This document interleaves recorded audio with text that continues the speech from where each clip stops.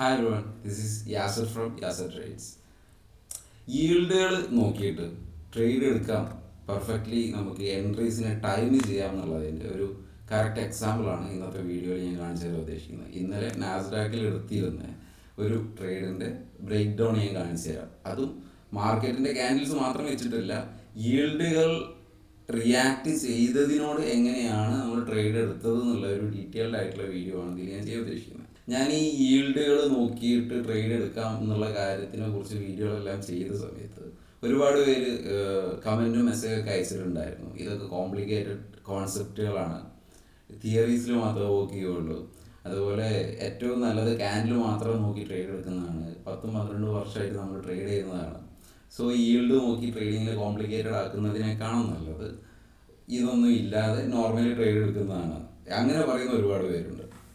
So അങ്ങനെ trade എടുക്കാം. അങ്ങനെ ട്രേഡ് എടുക്കുന്നതിൽ ഒരു കുഴപ്പമില്ല. ഒരുപാട് കാലമായിട്ട് ട്രഡീഷണലി ആളുകൾ ഇപ്പോഴും ഒരുപാട് പേര് ട്രേഡ് ചെയ്തുകൊണ്ടിരിക്കുന്ന ഒരു രീതി എന്ന് പറഞ്ഞു കഴിഞ്ഞാൽ ഈൽഡുകളോ മറ്റോ ഒന്നും നോക്കാതെ ക്യാൻഡിൽസ് മാത്രം നോക്കി ട്രേഡ് എടുക്കുന്നതാണ്.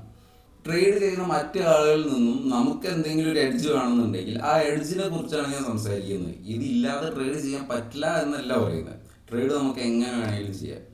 നമുക്ക് ഈ മാർക്കറ്റിനെ കുറിച്ചൊരു ഐഡിയ വേണമെന്നില്ല. ശരിക്കും 1:2 എന്ന് പറഞ്ഞ റിസ്ക് റിവാർഡ് റേഷ്യോയിൽ ബ്ലൈൻഡ് ആയിട്ട് നമ്മൾ ട്രേഡ് എടുത്തു കഴിഞ്ഞാൽ മേ ബി പ്രോബബിലിറ്റിക്കലി നമ്മൾ എന്ത് ചെയ്യാം, ലോങ് റണ്ണിൽ പ്രോഫിറ്റബിൾ ആയേക്കാം. സോ നമുക്ക് ട്രേഡ് എടുക്കാൻ ഈ ഒരു അപ്രോച്ച് തന്നെ വേണം എന്നല്ല പറയുന്നത്. പക്ഷെ നമുക്ക് മാർക്കറ്റിൽ അവൈലബിൾ ആയിട്ടുള്ള ഒരു എഡ്ജാണ് ഈൽഡ് എന്ന് പറയുന്നത്. സോ ഈ ഈൽഡ് യൂസ് ചെയ്തിട്ട് ഇന്നലെ നാസ്ഡാക്കിൽ എടുത്തിട്ടുള്ള ഒരു ട്രേഡ്, അതിൻ്റെ ഒരു എക്സ്പ്ലനേഷൻ ഞാൻ പറഞ്ഞുതരാം. സോ എൻ്റെ സ്ക്രീനിൽ കാണുന്നത് ലെഫ്റ്റ് സൈഡിലെ ചാർട്ടിൽ ഈ ചാർട്ട് നാസ്ഡാക്കിൻ്റെ ചാർട്ടാണ്. നാസ്ഡാക്ക് ഫ്യൂച്ചേഴ്സ് അല്ല, ഇൻഡെക്സിൻ്റെ ചാർട്ടാണ്.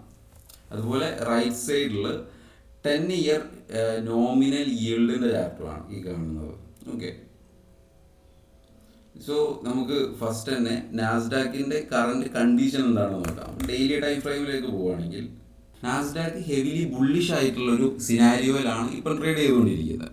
അതായത് കണ്ടിന്യൂസ് റാലിയാണ് നാസ്ഡാക്ക് വരുന്നത്. ഇങ്ങനെ ഒരു റാലി വരുമ്പം ട്രെൻഡ് ഈസ് അവർ ഫ്രണ്ട് എന്നാണ് പറയുന്നത്. സോ നാസ്ഡാക്കിലെ ട്രെൻഡ് എന്ന് പറയുന്നത് ബുള്ളിഷാണ്. സോ ആ സിനാരിയോ എപ്പോഴും സൈക്ലിക്കൽ മൈൻഡിൽ നമ്മളെ സൈക്ലിക്കൽ ഐഡിയ നമ്മളെ മൈൻഡിൽ വേണം. അതായത് ഇപ്പോൾ ഒരു ബുൾ റണ്ണിൻ്റെ സൈക്കിളാണ് നാസ്ഡാക്കിൽ നടന്നുകൊണ്ടിരിക്കുന്നത്. ഓക്കെ, ഇനി നമുക്ക് എന്ത് ചെയ്യാം, ഈ ഒരു സംഗതിനെ നേരെ 1 മിനിറ്റിലോട്ട് തന്നെ പോവാം.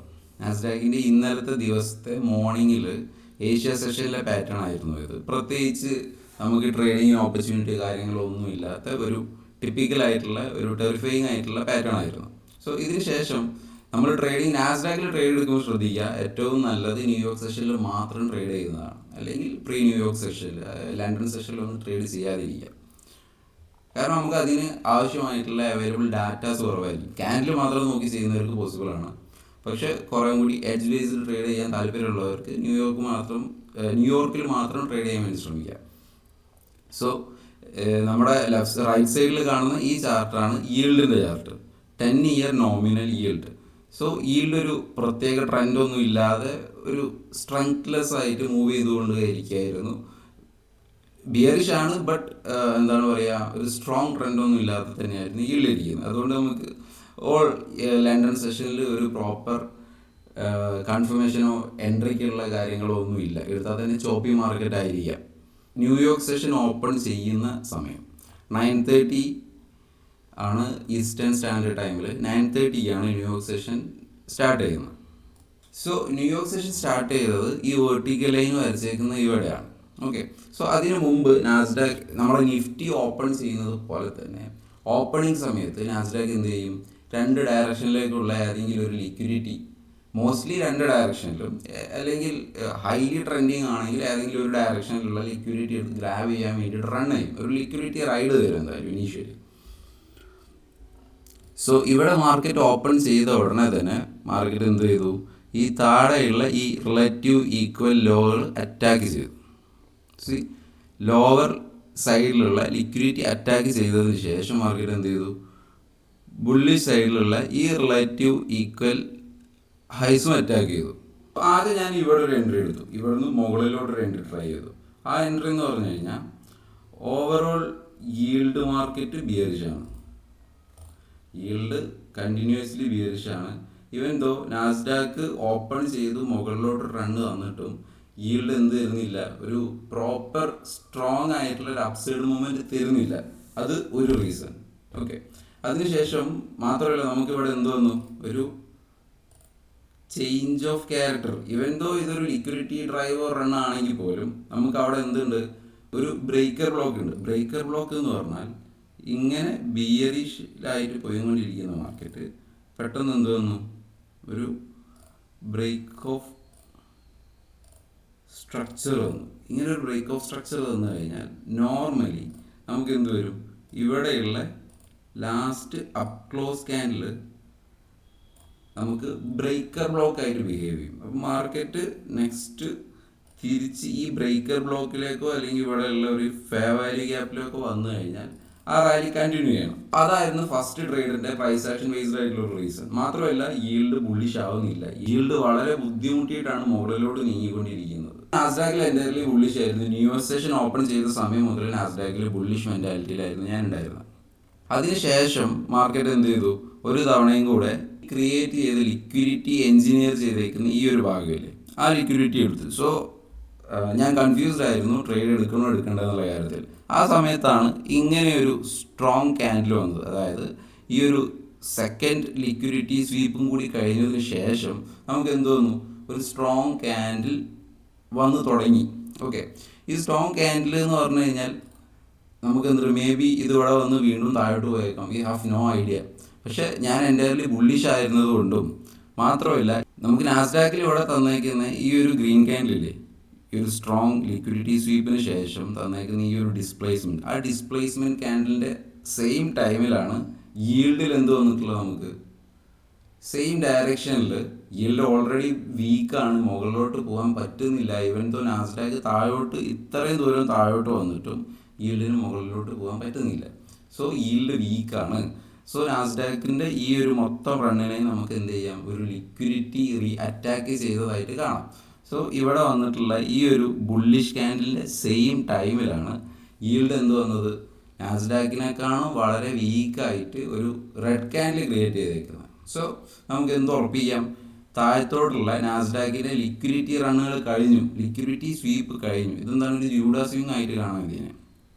സോ ഈ ഒരു ക്യാൻഡിൽ ക്ലോസ് ചെയ്ത ഉടനെ തന്നെ ഞാൻ എന്ത് ചെയ്തു, എൻട്രി എടുത്തു. ഈ എൻട്രി എടുത്തതിന് ശേഷം മാർക്കറ്റിൻ്റെ ഈ മൊത്തം മൊമെൻറ്റ് വരെ ഹോൾഡ് ചെയ്യാൻ പറ്റിയതിൻ്റെ ഒരു റീസൺ എന്ന് പറഞ്ഞു കഴിഞ്ഞാൽ ഈൽഡ് ഒരു തരത്തിലുള്ള സ്ട്രെങ്ത്തും കാണിച്ചില്ല. Yield continuous ഫാളായിരുന്നു. ഈൽഡിൻ്റെ ഈ കണ്ടിന്യൂസ് ഫാള് അവസാനിക്കുന്നത് എവിടെയാണ്, ഇവിടെയാണ് ഈൽഡിൻ്റെ ഫാൾ അവസാനിക്കുന്നത്. നമുക്ക് മനസ്സിലാകുന്ന എവിടെയാണ്, ഒരു സ്വിങ് ഹൈ തന്നപ്പോൾ ഈ സ്വിങ് ഹൈ തന്ന സമയത്ത് ഈൽഡ് ഏകദേശം എവിടെ എത്തിയിട്ടുണ്ട്, നാസ്ഡാക്ക് ഏകദേശം എവിടെ എത്തിയിട്ടുണ്ട്, ഇതാ നാസ്ഡാക്ക് ഈ ഹൈയിലാണ് ഇരിക്കുന്നത്. ഞാൻ എൻ്റെ ട്രേഡ് എക്സിറ്റ് ചെയ്യുന്നത് ഇവിടെയാണ്. എൻ്റെ ടാർഗറ്റ് ഓൾറെഡി, ശരിക്കും എൻ്റെ ടാർഗറ്റ് ഈ ഗ്രീൻ ലൈൻ ആയിരുന്നു. ഈ ഗ്രീൻ ലൈനും ഒരു റീസൺ ഉണ്ട്, ഞാൻ ഡെയിലി ക്യാൻഡിൽ കാണിച്ചു തരാം. ഈ ഒരു ക്യാൻഡിൽ കണ്ടില്ലേ, ഡെയിലി ടൈം ഫ്രെയിമിലുള്ള ഈ ഒരു ക്യാൻഡിൽ, ഈ ക്യാൻഡിൽ എന്ന് പറയുന്നത് ഇവിടെ മൊത്തം ഇതൊരു റിജക്ഷൻ ക്യാൻഡിലാണ്. റിജക്ഷൻ എല്ലാ മൊമെൻറ്റിൻ്റെയും, എല്ലാ ഫെയർ വാല്യൂ ഗ്യാപ്പിൻ്റെയും, എല്ലാ ഓർഡർ ബ്ലോക്കിൻ്റെയും, എല്ലാ ബ്രേക്കർ ബ്ലോക്കിൻ്റെയും 50% എത്രത്തോളം ഇമ്പോർട്ടൻ്റ് ആണ് എന്നുള്ളതാണ് ഇതിന് കറക്റ്റായിട്ടുള്ളൊരു reason. So first target bullish ആയിരുന്നെങ്കിൽ മാർക്കറ്റ് ഏതുവരെയും പോവാം, ഏതുവരെ വേണമെങ്കിലും പോക്കോട്ടെ. നമുക്ക് എന്താ വേണ്ടത്, നമുക്ക് സ്പെസിഫൈഡ് ആയിട്ടുള്ളൊരു ടാർഗറ്റ് വരെ പ്രൈസ് എത്തിയാൽ മതി. ആ ടാർഗറ്റ് ആയിരുന്നു ഈ 50% ആയിട്ടുള്ള ഈ ഒരു ഗ്രീൻ ലൈൻ എന്ന് പറയുന്നത്. അതുപോലെ തന്നെ ഞാൻ എന്ത് ചെയ്തു, ഫസ്റ്റ് മാർക്കറ്റ് ഈ ഒരു 50% എത്തിയപ്പം ഈൽഡ് എന്തായിരുന്നു, ഈൽഡ് സ്റ്റിൽ വീക്കായിരുന്നു. അതുകൊണ്ട് കുറച്ചും കൂടി റൈഡ് ചെയ്യാമെന്ന് കരുതിയപ്പം മാർക്കറ്റ് എന്ത് ചെയ്തു, ഒരു സ്ട്രോങ് ബ്രേക്ക്ഔട്ട് വന്നു. ഈ 50% ലൈൻ സ്ട്രോങ് ബ്രേക്ക്ഔട്ട്. സോ വീണ്ടും ഹോൾഡ് ചെയ്തു. പക്ഷേ റിട്രേസ്മെൻറ്റ് എടുത്ത് 50% സപ്പോർട്ട് ചെയ്ത് കുറച്ച് മുകളിലോട്ട് പോയി. ഇവിടെ എത്തിയപ്പോഴേക്കും നോർമലി എല്ലാവരും കരുതും ഇത് കണ്ടിന്യൂ ചെയ്ത് മുകളിലോട്ട് പോകുന്നു. പക്ഷെ നമുക്ക് എന്തുണ്ട്, നമുക്ക് ഈൽഡ് ഉണ്ട്, ഈൽഡ് ബുള്ളിഷ് ആവുന്നു സ്ലോലി. സോ ഞാൻ എന്ത് ചെയ്തു, എൻ്റെ പൊസിഷൻ ഇവിടെ എക്സിറ്റ് ചെയ്തു. അപ്പോൾ ട്രേഡ് എടുക്കുമ്പോൾ ഈൽഡൊക്കെ നോക്കി ട്രേഡ് എടുക്കുന്നത് കോംപ്ലിക്കേറ്റഡ് ആണ്. അതൊന്നും പ്രാക്ടിക്കൽ അല്ല. ക്യാൻഡിൽ മാത്രം നോക്കി ട്രേഡ് എടുത്ത് സക്സസ്ഫുൾ ആവാൻ കഴിയുള്ളൂ എന്ന് പറയുന്ന ഒരുപാട് വർഷം ട്രേഡിങ്ങിൽ ഒരുപാട് വർഷമായി ട്രേഡ് ചെയ്തുകൊണ്ടിരിക്കുന്ന ഒരുപാട് പേരുണ്ട്. സോ നിങ്ങളെ മെത്തേഡുകളെല്ലാം നല്ലതായിരിക്കാം, പക്ഷെ നിങ്ങളുടെ മെത്തേഡുകൾ നല്ലതാണെന്ന് കരുതിയിട്ട് ഈ മെത്തേഡ് ഒരിക്കലും മോശമാണെന്നല്ല പറയുന്നത്. ഇതിൻ്റെ ഏറ്റവും വലിയ പ്രത്യേകത എന്ന് പറഞ്ഞു കഴിഞ്ഞാൽ നമുക്ക് ട്രേഡിനെ ടൈം ചെയ്യാൻ പറ്റും. മാർക്കറ്റ് മൂവ് ചെയ്യുന്ന സമയത്ത് നമുക്ക് ക്യാപ്ചർ ചെയ്യാൻ പറ്റും.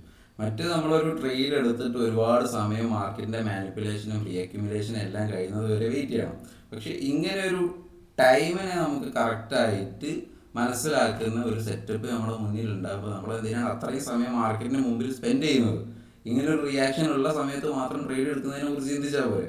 നിങ്ങളുടെ ട്രേഡിങ്ങിലേക്ക് ഈൽഡുകൾ അഡാപ്റ്റ് ചെയ്യാൻ പഠിക്കുക. ഈൽഡുകൾക്ക് ഒരുപാട് പാറ്റേൺസ് ഉണ്ട്, കേർവ്സ് ഉണ്ട്, ഈൽഡ് ഫ്ലാറ്ററിങ് ഉണ്ട്, ഒരുപാട് മെത്തേഡുകളുണ്ട്. ഈൽഡ് എന്ന് പറഞ്ഞാൽ മാർക്കറ്റിനെ ഡ്രൈവ് ചെയ്യുന്ന ഏറ്റവും ഇമ്പോർട്ടൻ്റ് ആയിട്ടുള്ള ഒരു സാധനമാണ്. നാസ്ഡാക്കിനെ മാത്രമല്ല, എല്ലാ മാർക്കറ്റിനെയും, ഗോൾഡിനെ, യൂറോ USD, എല്ലാ കറൻസി പേഴ്സിനെയും, ഈവൻ നിഫ്റ്റിയിൽ ട്രേഡ് ചെയ്യുന്ന ആളുകൾക്ക് പോലും ഈൽഡിനെ വളരെ ആക്യുറേറ്റ് ആയിട്ട് യൂസ് ചെയ്തിട്ട് ട്രേഡിങ്ങിലേക്ക് അഡോപ്റ്റ് ചെയ്യാൻ പറ്റും. സോ നിങ്ങളെ നെക്സ്റ്റ് ട്രേഡിങ്ങിലേക്ക് ഈൽഡിൻ്റെ ചാർട്ടും കൂടി ആഡ് ചെയ്തിട്ട് മാർക്കറ്റിൻ്റെ മൂവ്മെൻറ്റിനെ ഈൽഡ് ഡിക്ലൈൻ ചെയ്യുന്നുണ്ടോ സപ്പോർട്ട് ചെയ്യുന്നുണ്ടോ എന്നുള്ള കാര്യം കൂടി ഒന്ന് അനോട്ടേറ്റ് ചെയ്യാൻ വേണ്ടി ശ്രമിക്കുക.